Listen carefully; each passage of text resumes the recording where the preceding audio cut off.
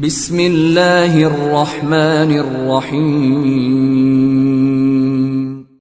In the name of Allah, the Beneficent, the Merciful. الحمد للہ وکفى وسلام علی عباده الذین اصطفى اما بعد فقد قال اللہ تبارک وتعالی فی القرآن المجید والفرقان الحمید. اعوذ باللہ من الشیطان الرجیم. بسم اللہ الرحمن الرحیم. ان اللہ یأمرکم ان تؤدوا الامانات الی اہلها. وعن عبد الله بن عمرو رضي الله تعالى عنه قال قال رسول الله صلى الله عليه وسلم أربع إذا كن فيك فلا عليك ما فاتك من الدنيا: حفظ أمانة، وصدق حديث، وحسن خليقة، وعفة في طعمة. صدق اللہ العظیم وصدق رسولہ النبی الکریم ونحن على ذلك من الشاہدین والشاکرین. محترم بزرگوں اور دوستو، صحابی رسول حضرت عبداللہ ابن عمرو رضی اللہ تعالی عنہ فرماتے ہیں، ایک مرتبہ رسول کریم صلی اللہ علیہ وسلم نے مجھ سے فرمایا، اے عبداللہ، 4 صفتیں ایسی ہیں، اگر یہ 4 صفات تمہارے اندر موجود ہوں گی تو دنیا کی کوئی بھی چیز اگر تمہارے اندر موجود نہ ہو تو تمہیں غم نہیں کرنا چاہیے، فکر نہیں کرنا چاہیے. ان میں سے پہلی چیز حفظ امانت، امانت کی حفاظت. دوسری چیز وصدق حدیث، بات کی سچائی. تیسری چیز وحسن خلیقۃ، اچھے اخلاق. چوتھی چیز وعفۃ فی طعمۃ، کھانے پینے میں احتیاط.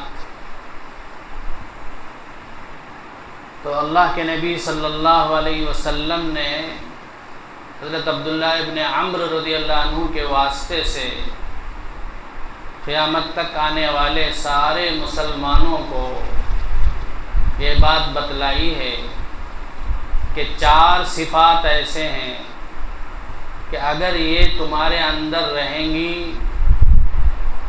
تو یہ دنیا اور دنیا میں رہنے والی ہر چیز سے بہتر، دنیا کی ہر دولت سے بڑھ کر. دنیا تمہارے پاس نہ ہو کوئی بات نہیں، لیکن یہ 4 صفات تمہارے اندر ہونی چاہیے.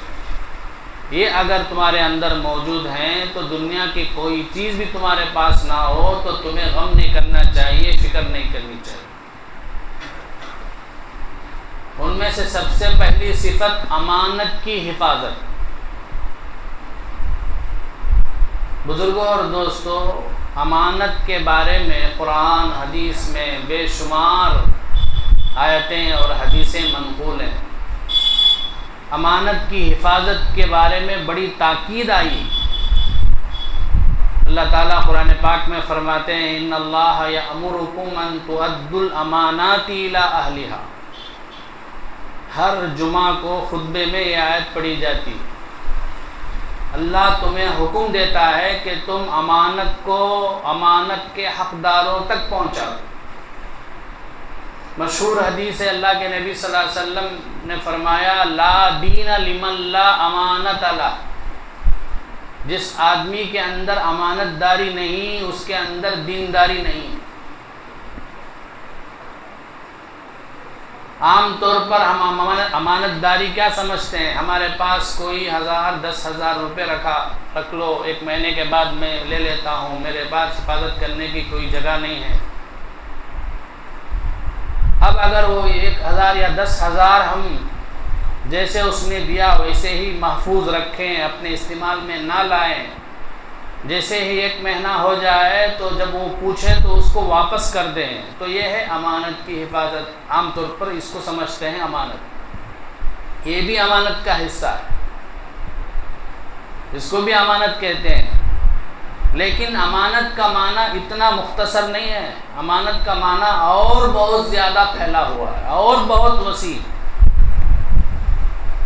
حضرت مفتی شفیع صاحب رحمۃ اللہ علیہ فرماتے ہیں، ہمارے اوپر جس چیز کی ذمہ داری ڈالی گئی ہو اس ذمہ داری کو صحیح ادا کرنا یہ امانت کی حفاظت ہے۔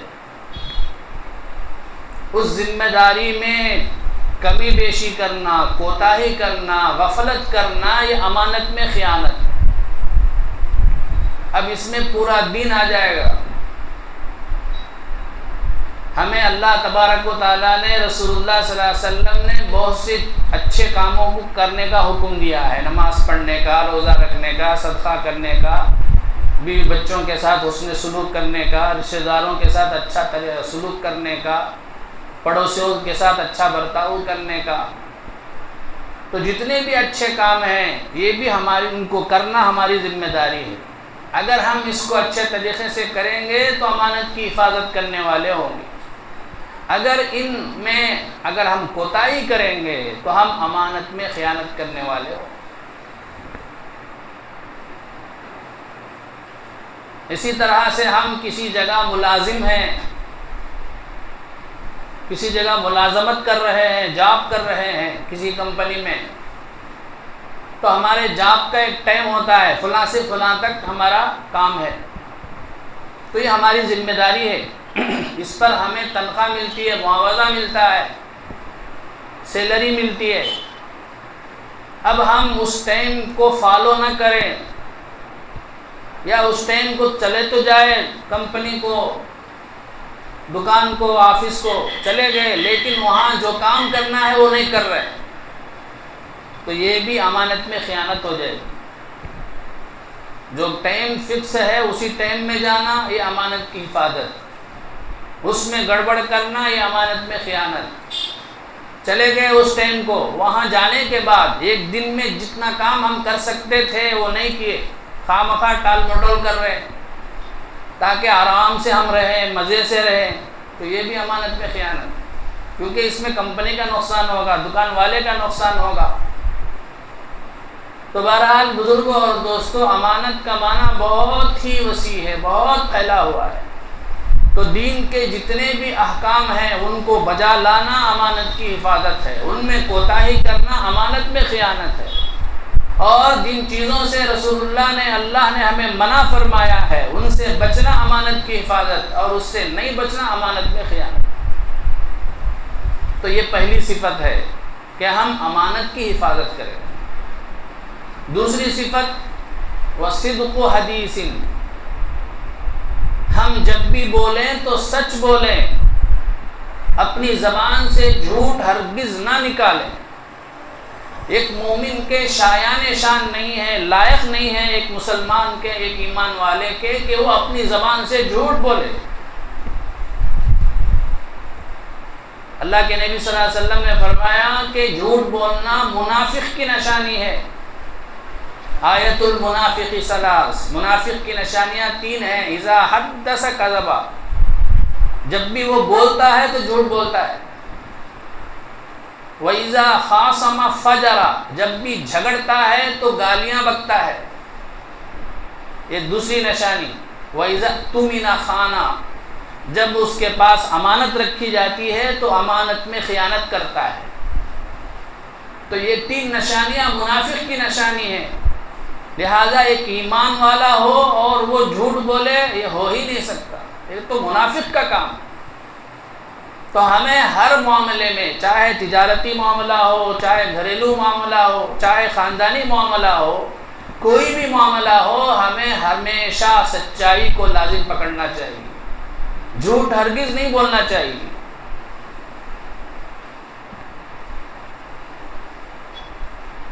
عام طور پر اس زمانے میں سوشل میڈیا کا دور ہے،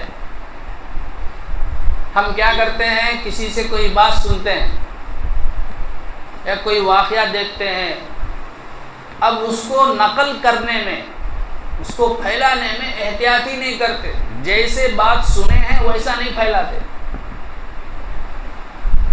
اب وہ بات جاتے جاتے نقل ہوتے ہوتے پتہ نہیں کیا کہ کیا بن جاتی ہے، کیا سے کیا بن جاتی ہے۔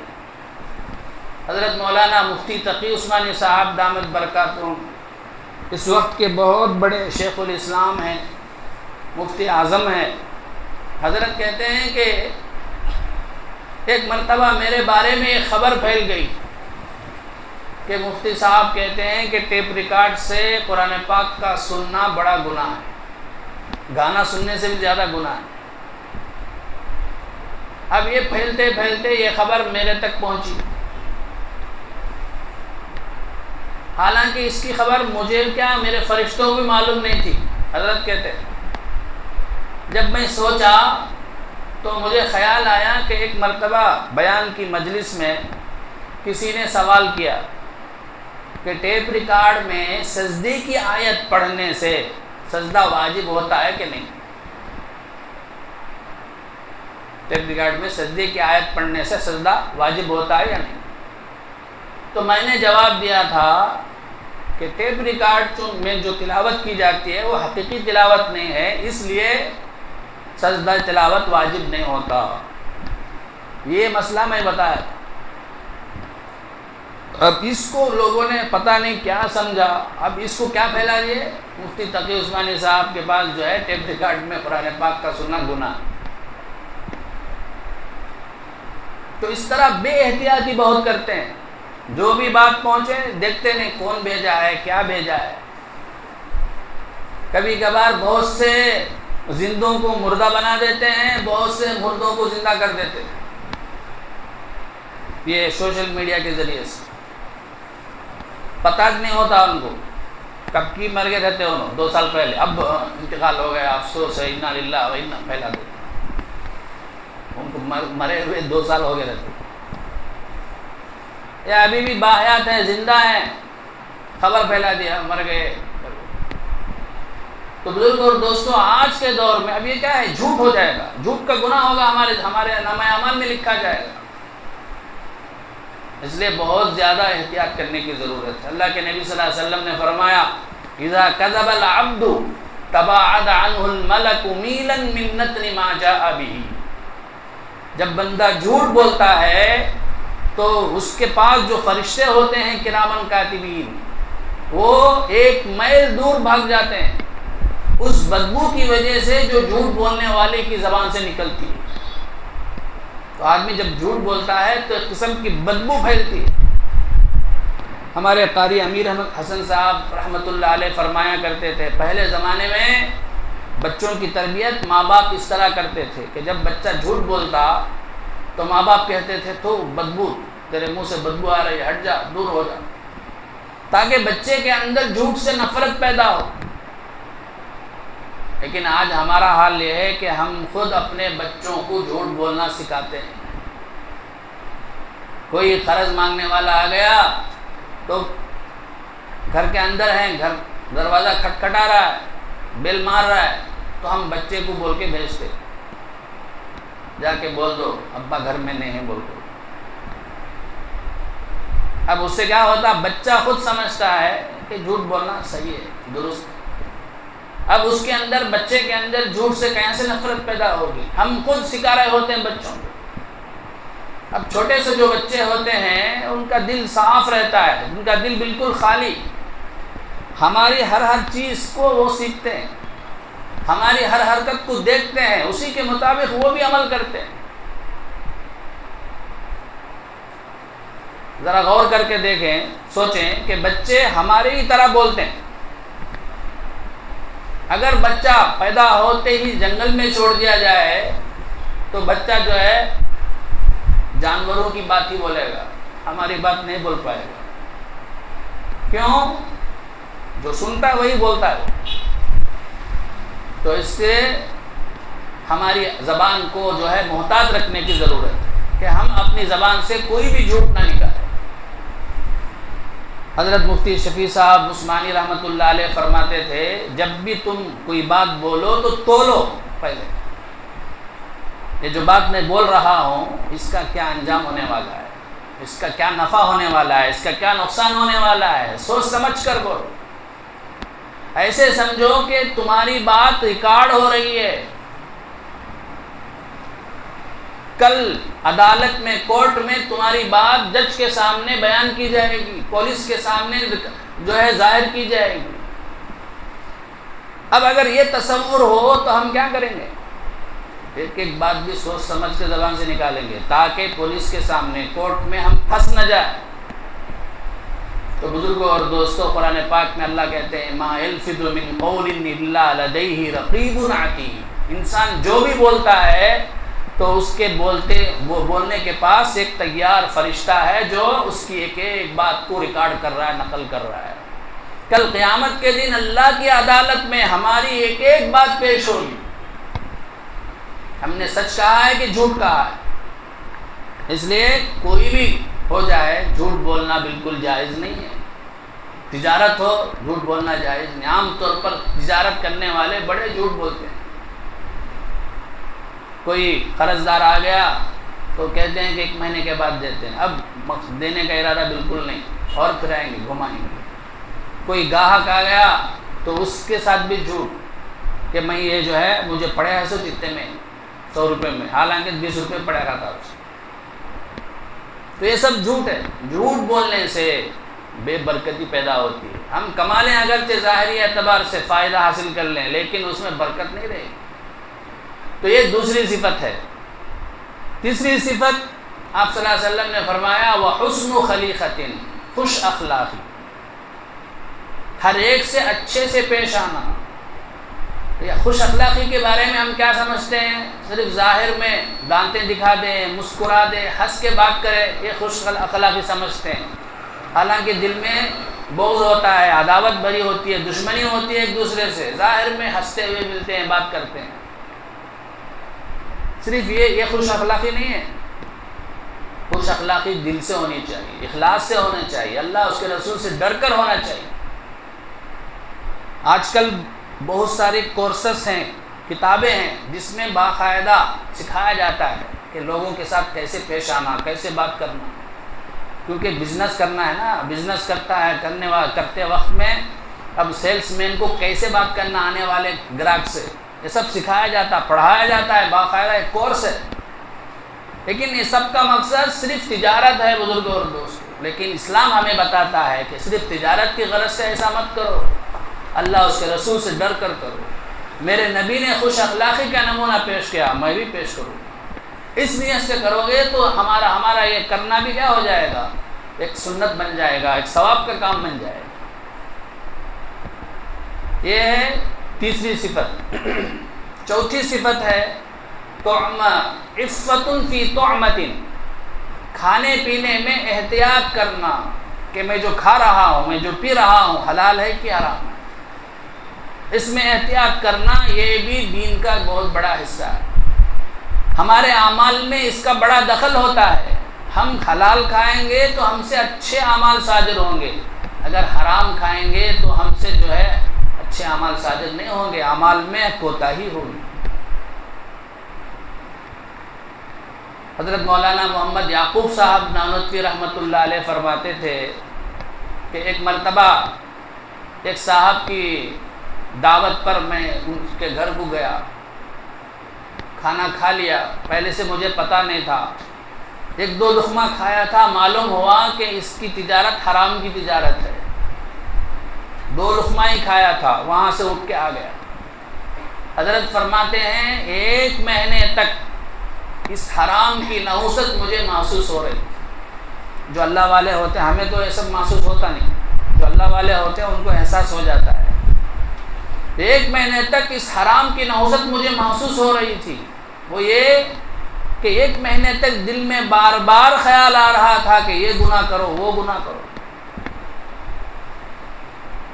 تو یہ حرام جو ہے مال کھانے کی نحوست ہے۔ اس کے مقابلے میں حلال مال کو کھانے کی برکت کیا ہے؟ دیوبند میں ایک بوڑھے میاں تھے جو جنگل جا کے گھاس کاٹتے تھے، گھاس کی جو ہے گٹری بنا کے لا کے بیچتے تھے. اب اس میں تھوڑے سے پیسے ملتے تھے، کچھ پیسوں سے اپنا جو بھی ضرورت ہے وہ پوری کرتے تھے اور 1-2 پیسہ جمع کے رکھتے تھے. جب وہ پیسہ جمع ہو جاتا، ایک مقدار کو پہنچ جاتا، تو ان پیسوں سے دیوبند کے جو بڑے بڑے اکابرین تھے، مولانا قاسم نانوتوی رحمۃ اللہ علیہ، مولانا رشید احمد گنگوئی رحمۃ اللہ علیہ، ایسے جو بھی اکابر علماء کرام تھے ان کی دعوت کرتے تھے. دعوت بریانی پلاؤ سب نہیں، صرف دال جو ہے اور روٹی، وہ بھی سوکھی روٹی. تو حضرت نانوتوی رحمۃ اللہ علیہ فرماتے ہیں ان کی دعوت کا ہمیں مہینوں سے انتظار رہتا تھا، کب وہ دعوت دیں گے، کب ہمیں موقع ملے گا. حالانکہ وہ دال روٹی پکاتے تھے، لیکن ان کی دعوت کا بزرگوں کو اتنا انتظار رہتا تھا. حضرت کہتے ہیں انتظار اس لیے رہتا تھا کہ ان کی دعوت کھانے کے بعد دل کے اندر ایک عجیب نورانیت محسوس ہوتی تھی. ہمیں نیک اعمال کو کرنے کا ایک شوق جذبہ پیدا ہوتا تھا، انوار و برکات ہمیں محسوس ہوتے تھے، اس لیے مہینوں سے اس کا انتظار رہتا. تو بزرگ اور دوستو، آج کل جو ہے سب سے زیادہ اگر کوئی چیز بڑھ رہی ہے تو وہ یہ ہوٹل ہے، ہوٹل اور ہاسپٹل. جہاں دیکھو قسم قسم کے ہوٹل ہیں. اب پتہ نہیں وہاں کیا پکتا، کیا چیز کیسی چیز پکائی جاتی ہے، عجیب عجیب چیزیں. اب ہم جاتے ہیں، جا کے مزے کر کے کھا لیتے ہیں. تو بغیر کسی سخت مجبوری کے ہوٹل کا کھانا جو ہے مضر ہے، نقصان ہے. پتہ نہیں وہ حلال بھی ہے کہ حرام، اور صحت کے لیے بھی مضر ہے آج کل. تو اس لیے بزرگوں اور دوستو، یہ 4 چیزوں کو ہمیں اپنے اندر اپنانے کی ضرورت ہے. ایک ہے امانت کی حفاظت، اور ایک ہے بات کی سچائی، جب بھی بولے تو سچ بولے، جھوٹ نہ بولے. تیسری چیز ہے ہر ایک کے ساتھ اچھے اخلاق سے پیش آئیں. اور چوتھی چیز ہے ہم اپنے کھانے پینے میں ہم احتیاط کریں، حلال حرام کی تمیز کریں. حلال کی تمیز کر کے حلال کھائیں اور حرام سے بچنے کی کوشش کریں. حتیٰ کہ مشتبہ اور شک والی چیزیں، حلال ہے حرام ہے معلوم نہیں ہے، مشتبہ چیز ہے تو اس سے بھی بچنے کی کوشش کریں. اللہ تبارک و تعالی مجھے آپ کو کہی ہوئی باتوں پر عمل کرنے کی توفیق عطا فرمائے. آمین. وآخر دعوانا الحمد للہ رب العالمین.